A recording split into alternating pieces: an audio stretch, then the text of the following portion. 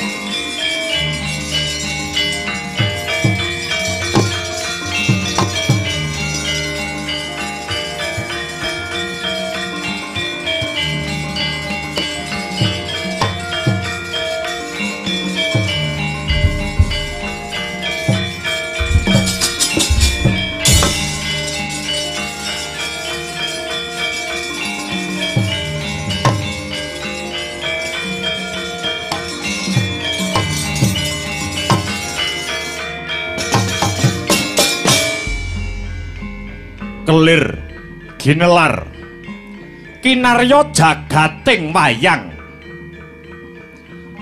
minangka pralampita laksitane gesang titah ing madyapada manungsa sinebat titah sampurna rumagang kanthi getering rasa nalar kang mulur budi kang luhur pinarcaya dadi wakile Gusti mranata jagat saisine dimen lulus kang sedya manungsa kudu anggadhuh kawruh sampurnaning dumadi saranane kudu maguru.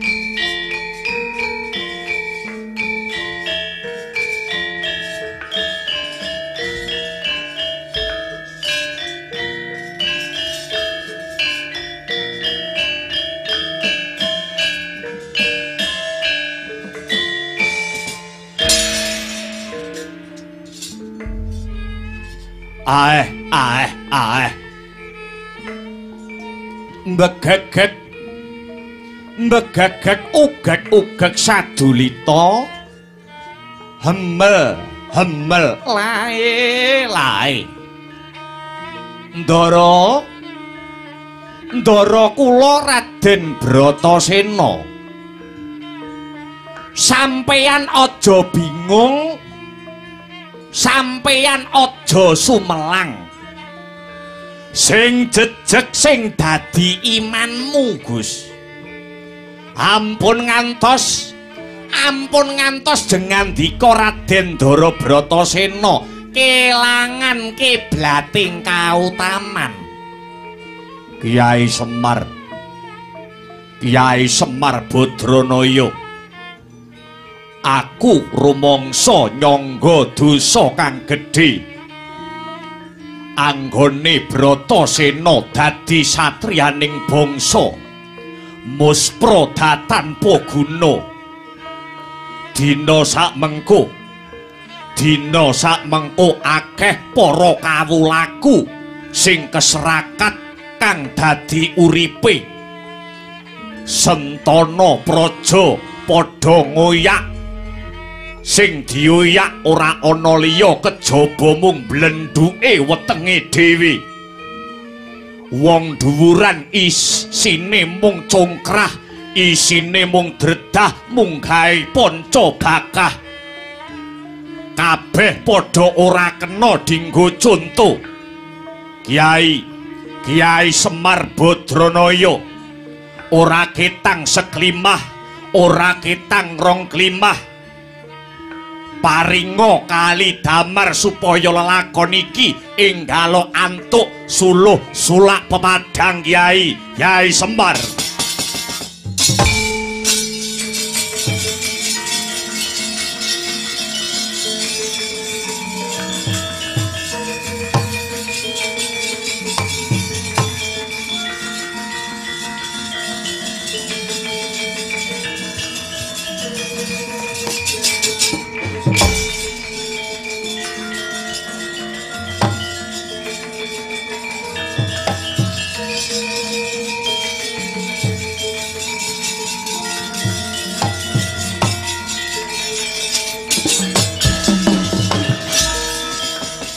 Semareka den prayitna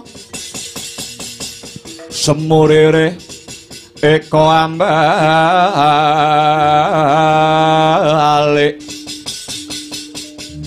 titiani kantayani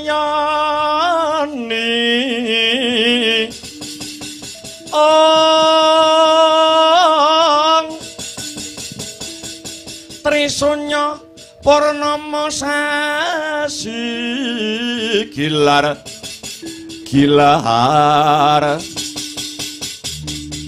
semedining tengahing latar milang ana lintang Bima Sekti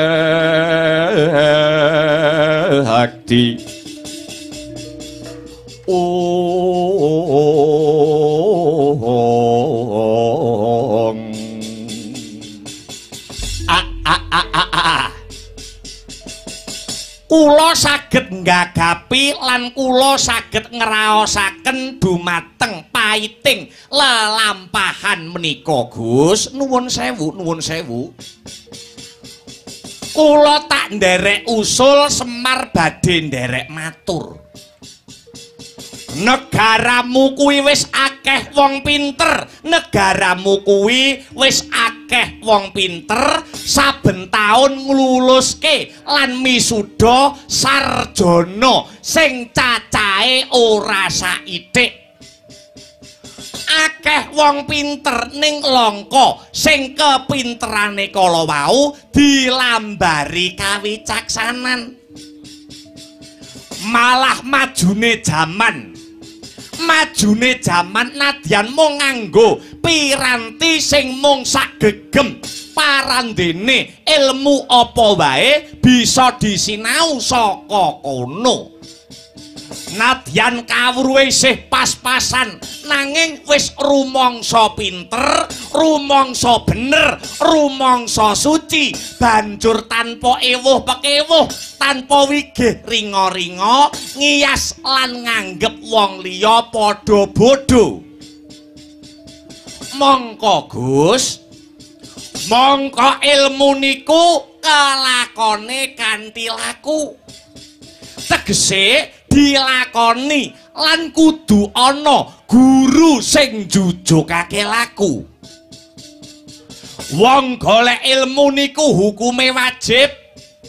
Wong golek ilmu niku hukume wajib nanging mangkate tujuane wong golek ilmu sampeyan ya kudu weruh. Akeh-akehe wong golek kepinteran iku mung ben dadi wong kondang, mung ben dadi wong sugih, dadi wong mulya, wong sing duweni derajat lan pangkat kajen keringan. Mongko gegayuhan niku kala wau sejatine kleru. Gegayuhan sing ngoten niku sejatine kleru merga napa? Merga saripatine ilmu niku tanpa beda kaya pasemone pari. Pari nika saya isi saya ndingkluk. Pari dadi beras. Diolah dadi sego. Bisa dadi pangan satemah piguna tumrape wong akeh. Ndara Bratasena. Sing madhep kang sarta mantep sing dadi rasamu. Manggolek ilmu marang guru sing cocok karo rasamu. Men sampeyan weruh, men sampeyan ngerti lamun ta wong pinter. Wong pinter sing sejati niku jiwane lembah manah, pikirane wicaksana lan kepinterane bisa piguna kanggo wong akeh. Niku paugerane wong golek ilmu, Den.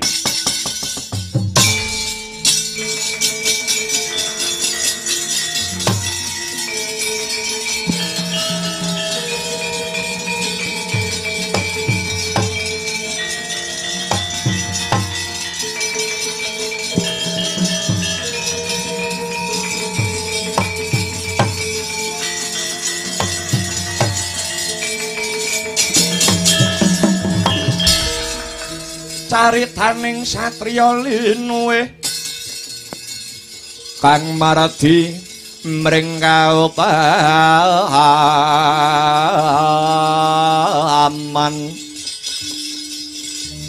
lan pegat mring pangestine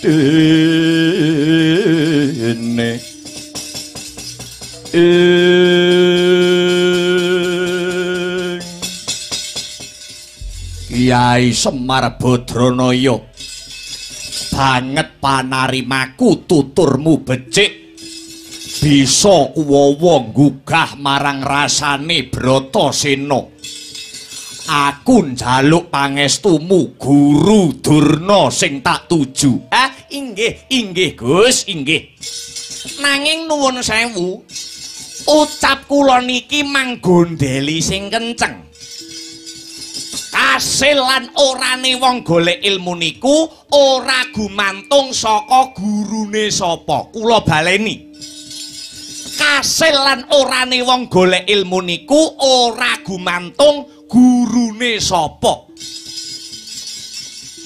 nadyan gurune pinter nanging yen siswane niku keset yekti ora bakal bisa dadi kosok baline nadyan to gurune niku ora bener nanging yen siswane tigen mugen lan temen anggene sinau yekti sampeyan bakal dadi murid sing pepethingan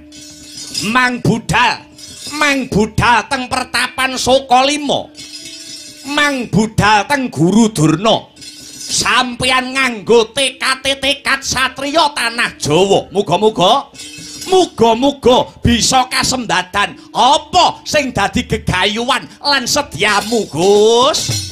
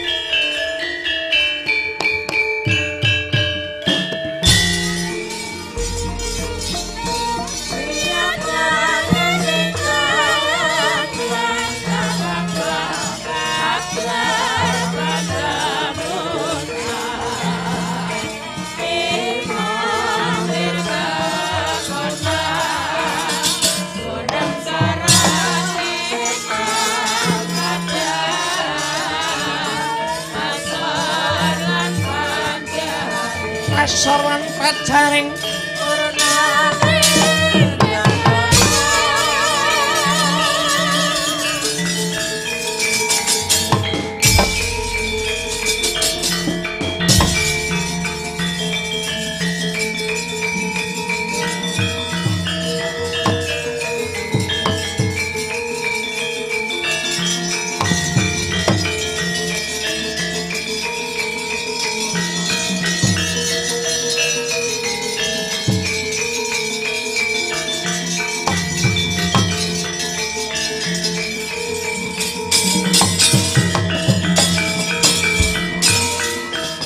Hadia turut miturut anut sumaramring Gusti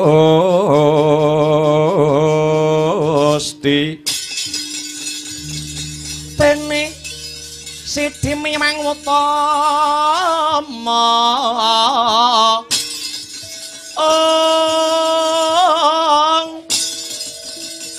panindak ing praja ngedil bejo dadi bandara ora narepan mring pro abdi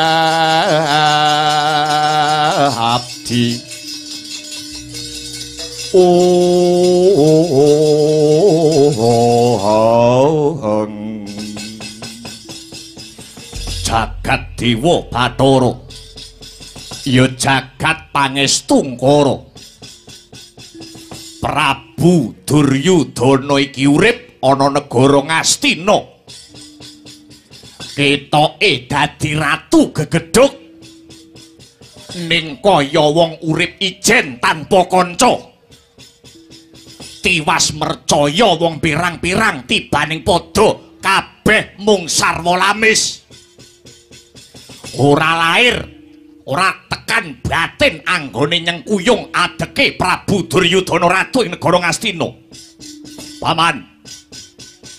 Paman Regiono Patih Harya Sengkuni paman kula wonten dawuh tinimbalan anak angger Prabu Duryudana amiji ingkang paman ing kepatihan kula pun Patih Harya Sengkuni kabar wis sumebar pawarta wis warata Bapa Guru Durna badhe gedhekake mungsuh ditumplak sok glogok banyu ngejun paribasane kabeh ilmune Bapa Guru Durna diwenehake dhateng Yayi Bratasena diparingake kalih Yayi Bratasena kamangka sampun cetha ngiglo kang tanpa warana rina wengi uripe Bapa Guru Durna menika mapan manggon wonten ing negara Ngastina mriki kula pun jubriya wiwit wingi-wingi Duryudana pun jubriya wiwit wingi-wingi ngingu guru siji ana kene malah dadi penyakit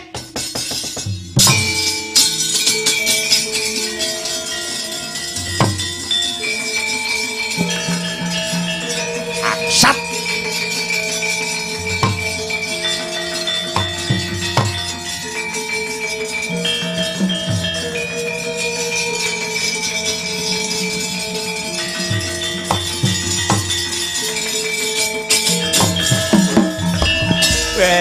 ladalah kula nuwun sewu ngger nuwun sewu Kakang Pandhita Durna niku lair batin anggenipun ngabdi dhateng negara Ngastina mriki sing ngomong sinten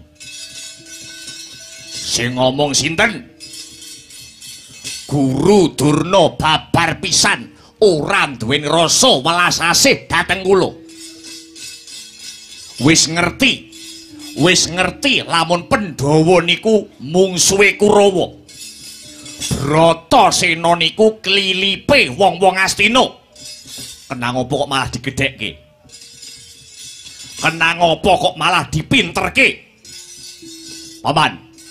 Paman Sengkuni wonten dawuh nggih dina iki uga Bapa Guru Durna kon mateni si Bratasena sampeyan kok janji ora bisa gawe cara Paman Sengkuni kok janji ora iso ngreka daya mateni si Bratasena kanthi pancatan Guru Durna sampeyan dhewe sing tak gantung ning alun-alun edah mati aku ya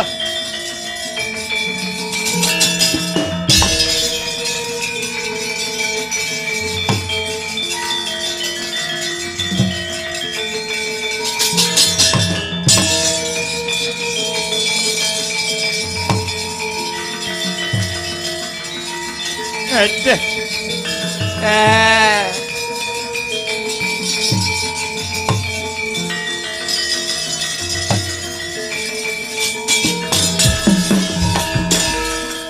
Hangudari Dyasrariwut Orwati Arawat Wawati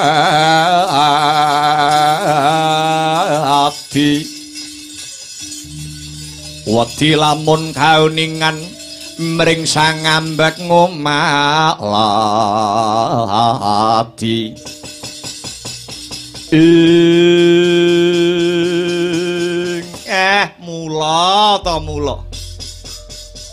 mula ta mula layak aku mau bengi sengkuni mau bengi kok ngimpi dirubung sendok aduh ketiban wanget awake sengkuni iki alah Kakang Durna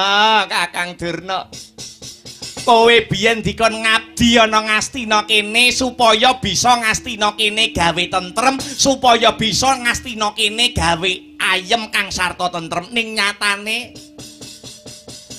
nyatane kok malah gawe tintrim sing kaya mangkene Kakang Durna ya ta ya 1000 cara bakal tak tindakake 1000 pambudidaya kang sarta pangreka daya bakal sengkuni lakoni supaya Kakang Guru Durna bisa tega mentala mateni murite sing paling ditresnani ya kuwi Panenggak Pandhawa si Bratasena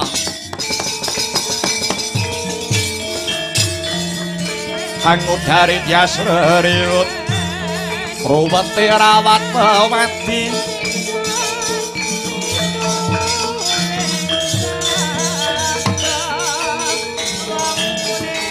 Wati lamun kauningan mring sang ambek ngomalati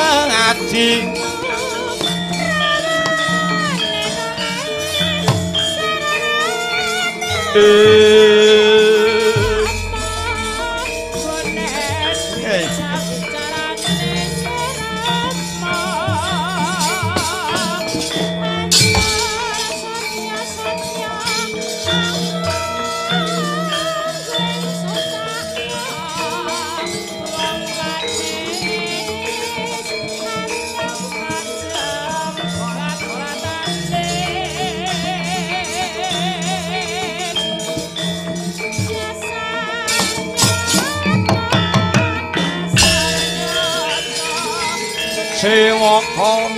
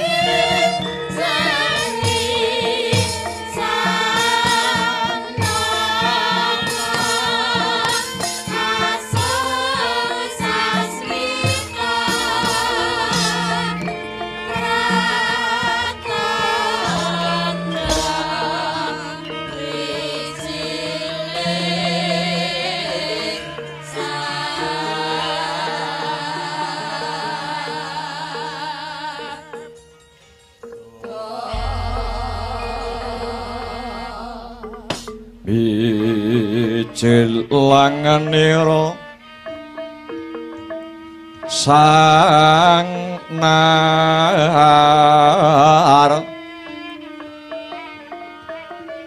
pati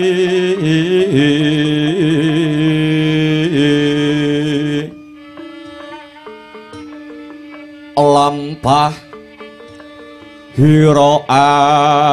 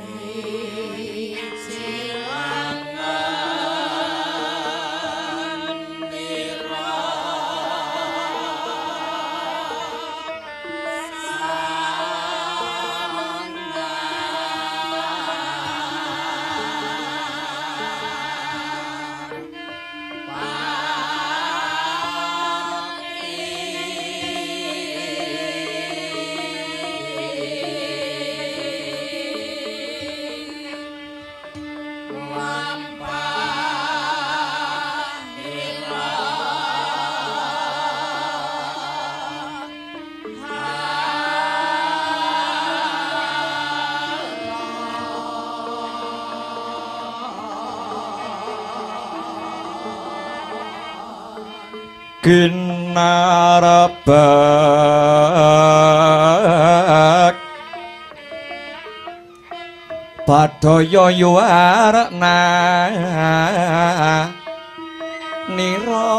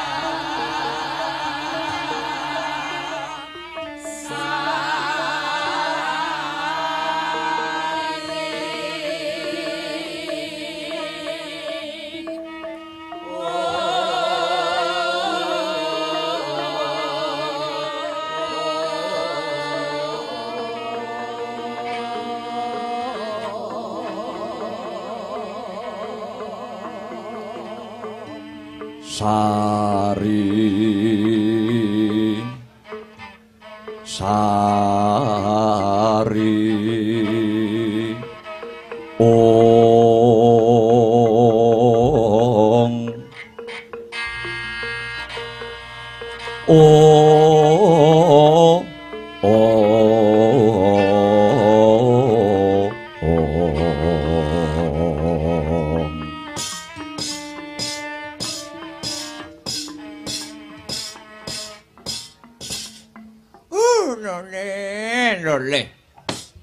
Sumolole sumorate emprit gantil buntute omah joglo hawela.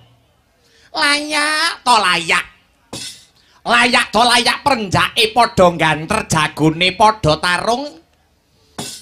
Ndak waspadakake Kang Prapta ana pertapan Sukalima ya kang mapan ana ing pertapan Sukapanca kene. Iki warangka negara Ngastina. Adi Rekyana Patih Harya Sengkuni. Sakwise Adipati Harya Sengkuni jenak anggone pinarak, prayoga anggone seba, jenjem anggone sumanggem maracoba. Maracoba luwih dhisik aku tak takon kelawan Adipati. Ha kok ngomong-ngowahi adat to, Di? Saben-saben ana perlu, saben-saben ana gawe. Sing kirane mangarsa ana sitinggil negara Ngastina kuwi cukup pun Kakang Sukalima. Lah kok iki si Adi sing prapta ana ing pertapan Sukalima kene janjane ana apa Dipati? Kakang Durna Iki ngene ya Kakang. Wa sing wigati aku sowan ana pertapan Sokalima kene. Ingkang sepisan ya kuwi tilik marang Titi Tata tentrem ingkang kagelar ana ing pertapanmu Sokalima kene. Ya merga saka kepinterane Kakang Durna, satemandak sawang katon ayem tentrem jenjem premanem. Tanduran ing pawiyatan kene ya katon ijo royo-royo, dalan-dalane ya katon resik. Kuwi kabeh meratandani lamun to pancen wegik lan mumpuni anggone Kakang Durna gula wentah marang para putra siswa. Lah angka loro aku mung arep gambuhake tembung alam oneng. Alam kuwi tembung lawas, oneng kuwi tegese kangen. Ya merga wis sawetara suwe aku datan pinanggya. Mula ripalungguhan iki aku seba ana pertapanmu Sokalima. Lah triwigatining perlu Kakang Durna. Anggonku sowan ana pertapanmu kene, yektine ora metu saka krenteking atiku pribadi. Ning Sengkuni mung diutus dening Nalendra Ngastina anak Prabu Duryudana supaya nemoni karo Kakang Wakninggo ndel Sokalima. Dipate apa dawuh anak Angger Duryudana Dipate?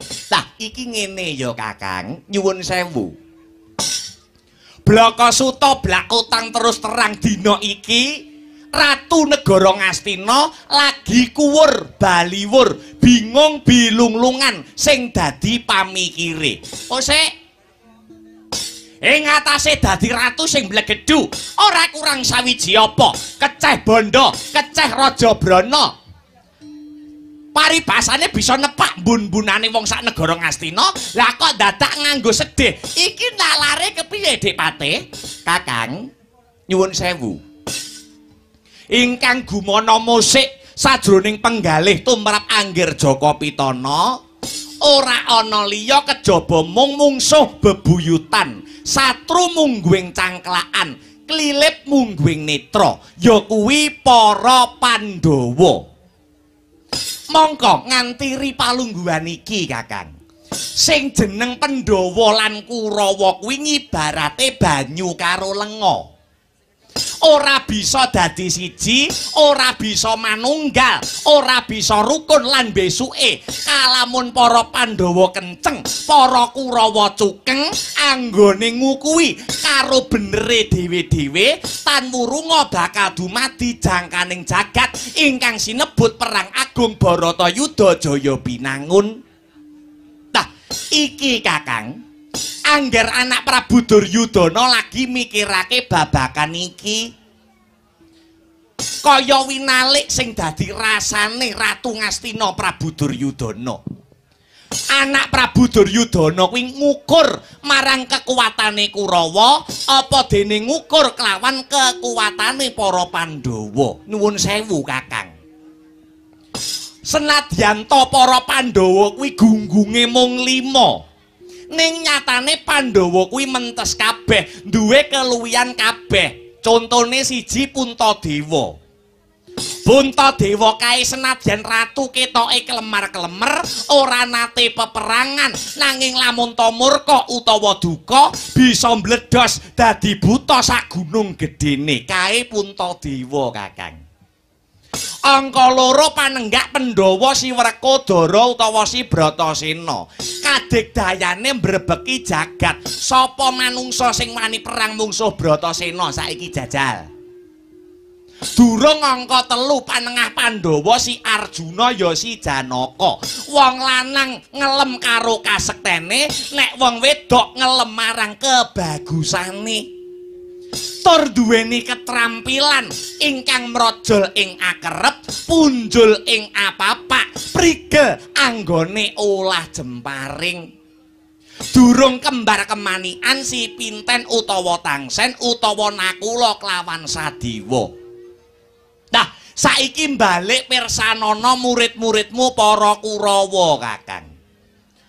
Kurawa kuwi nadyan cacahe 100 ning ngrembyah kakian cacah ngredo kakian jiwa ing atase wong 100 kok siji-siji ya ora ana sing mumpuni, siji-siji ya ora ana sing menjila, siji-siji ya babar pisan ora ana sing dadi. Iki janjane kepiye, Kakang? Mongko wis cetha pratela, lamun Pandhawa lan Kurawa kuwi anggone sekolah padha. Gurune ya padha, kabeh jebolan saka sekolahan kene, sekolahan Pertapan Sukalima kene. Ing atase Pandhawa lan Kurawa padha-padha siswane Guru Durna. Kenang apa dadine kok beda, Kakang? Lah, angger Duryudana duweni panggerba. Lamun to pancen ning kene ana guru sing bancinde banciladan, pancen ana guru sing pilih kasih, guru sing ora adil. Pandhawa 5 dirangkul ditresnani Kang Sarta dipinterake, nanging Kurawa 100 diumbar ora digagas karo guru kuwi mau. Nah, aku tekan Sukalima kene, Kakang. Aku tekan Sukalima kene iki mung bakal miterang kanthi gamblang marang Kakang Durna. Sing ndok kersake iki kepiye? Pandhawa Kurawa ki padha-padha muridmu, ning nyatane kok ndok gawe beda. Iki janjanmu, dasarmu apa, wewatonmu apa, Kakang? Permara reh manguswa umyong ambreng. Kadikaronaning kaswasih ring marga Hamalagung. Ari sang kanda mastrat maca leng-leng lalu mangulati Surya mangrangsang wayah, Surya mangrangsang wayah. Umyus Hamara mayanto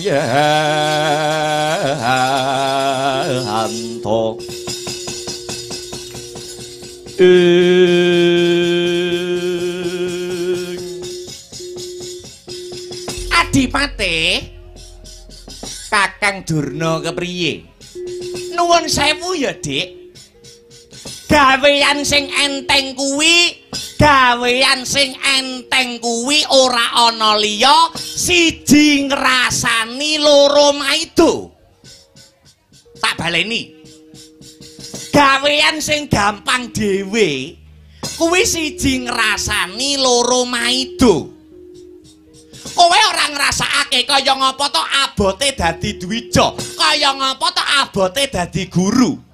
Dadi lan orane murid kuwi gumantung Triwiyata Dipate. Gumantung Triwiyata. Triwiyata kuwi apa, Kakang? Triwiyata, tri kuwi 3 wiyata kuwi tegese pasinaon.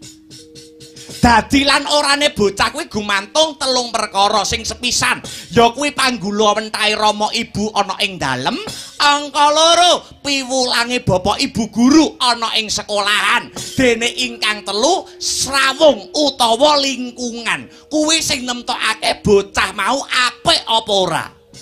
Gumantung 3 perkara kuwi mau Dipate.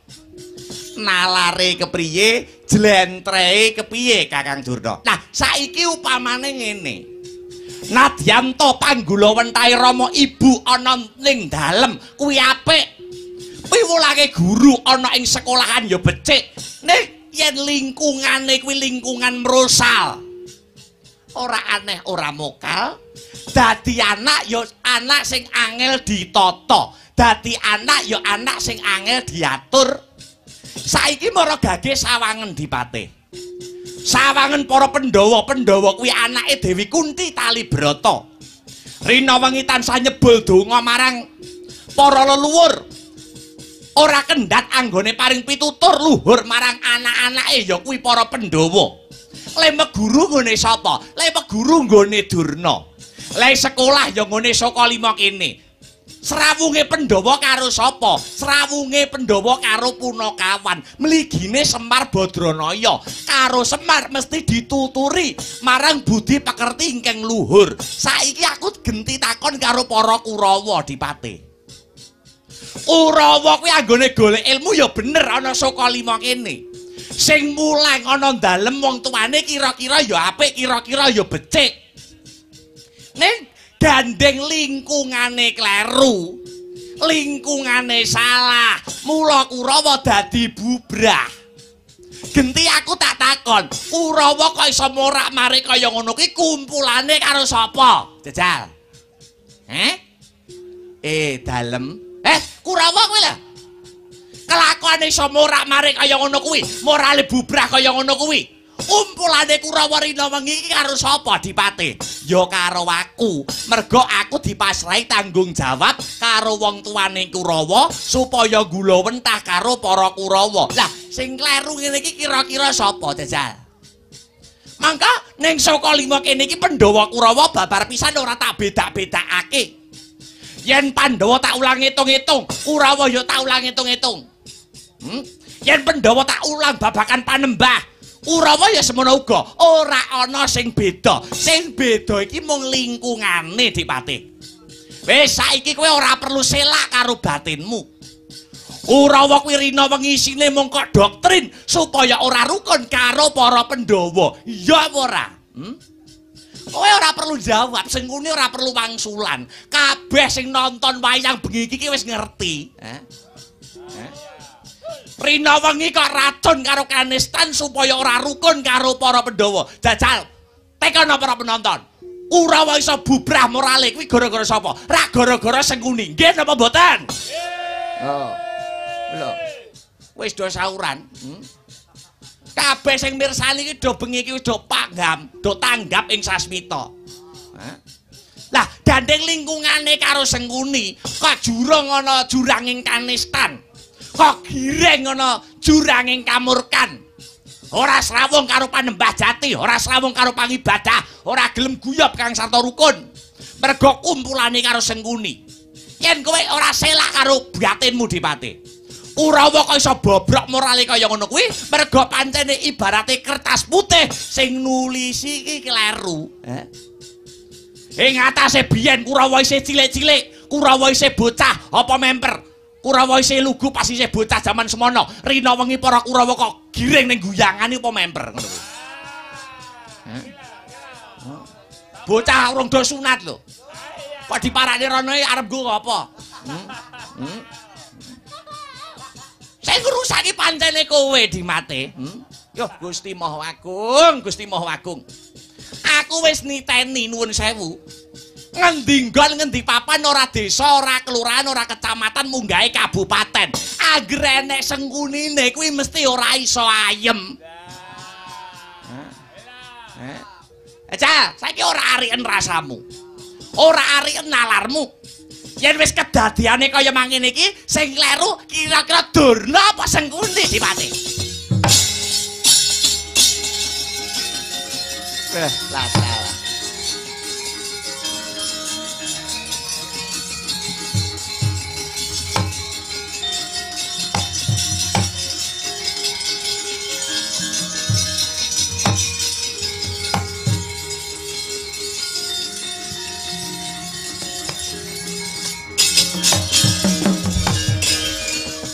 Leng-lenging driya mangu-mangu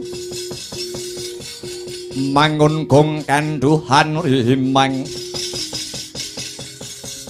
oler lena tanpa kahanin ing ler lena tanpa kanin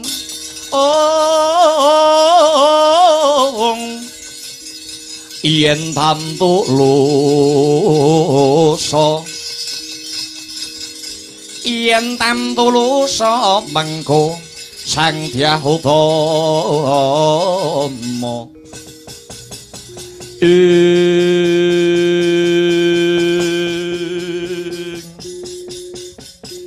Kakang Durna, piye? Aku wis bosen anggere bantah dredah karo panjenengan. tan murunga mengko mesti golek benere dhewe-dhewe. Saiki ngene wae ya Kakang Durna. Damar mancung cinupet. Wa sing wigati iki ana perintah saka anak Angger Duryudana. Perintah mau tumuju marang Kakang Durna. Nuwun sewu Kakang. Gandeng Kakang Durna nuwun sewu. Gandeng Kakang Durna ki rak abdine negara. Kakang Durna pendak sasi nampa blanja saka negara Ngastina. Pertapanmu saka lima kene iso endah saka sapa ora ana liya. Pertapanmu kene iso endah merga saka dhuwit saka negara Ngastina. Gandeng wis tetonge glo tanpa warana. Yen to punjer kekuatane para Pandhawa kuwi dumunung ana Bratasena. Perintah saka anak Prabu Duryudana nuwun sewu. Kakang Durna kersa ora kersa, gelem ora gelem. Kudu mbudidaya patine si Bratasena. Kersa ya ngono, ora kersa ya ngono, nyuwun sewu. Yen nganti iki mengko Kakang Durna bantah dawuh, diparingi wektu udakara 7 dina ora iso mateni si Bratasena, nuwun sewu. Aku iso ngrusak, Sengkuni iso mbubarake pertapanmu saka lima kene. Lho, kanthi cara apa? Kanthi cara apa kowe bakal mbubarake pertapan saka lima kene Sengkuni?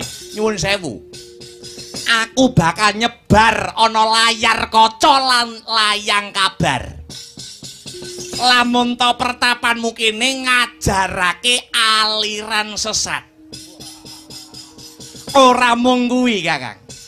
Saka lima bangunane bisa magrong-magrong sarta tetumpakanmu roda papat iki kabeh ya saka dhuwit negara Ngastina.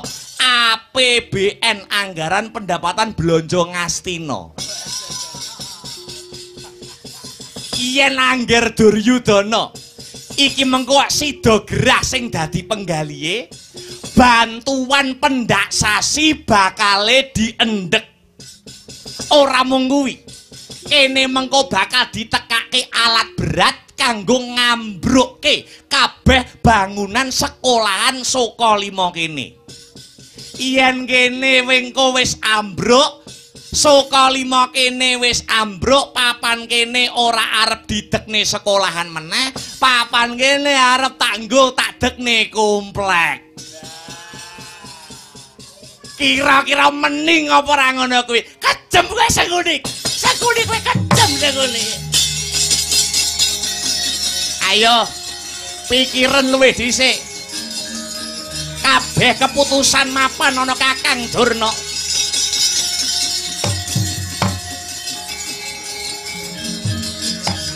Aku bakal mapan ana pepungkuran. Pikiran ora arikan rasamu. Aduh mati aku piye iki.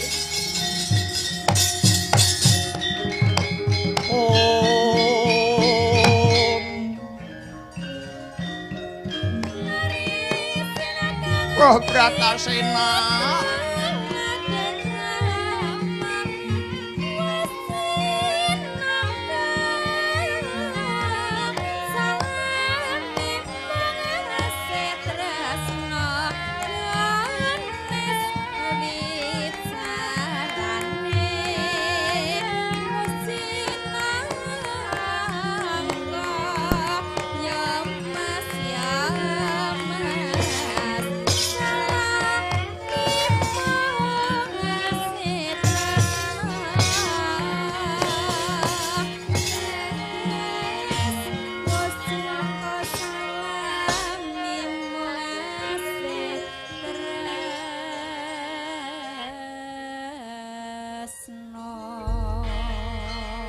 Hanjarah Kang Puspita Harum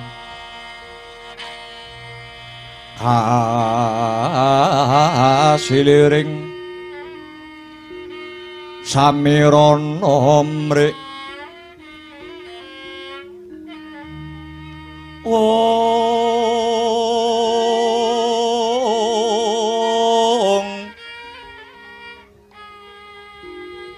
Sekar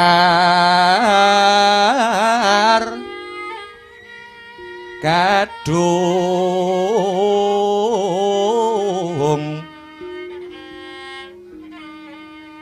ko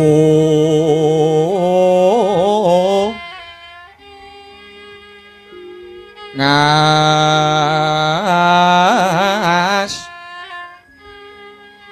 gandanyo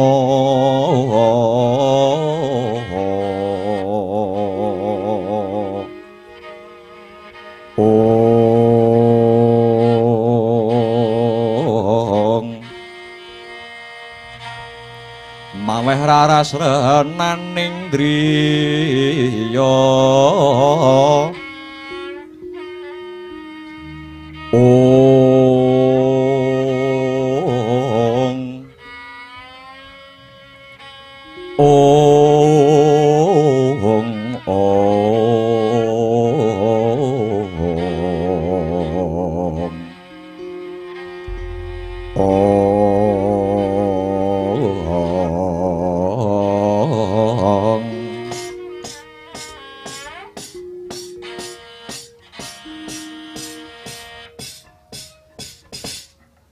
Durna guruku.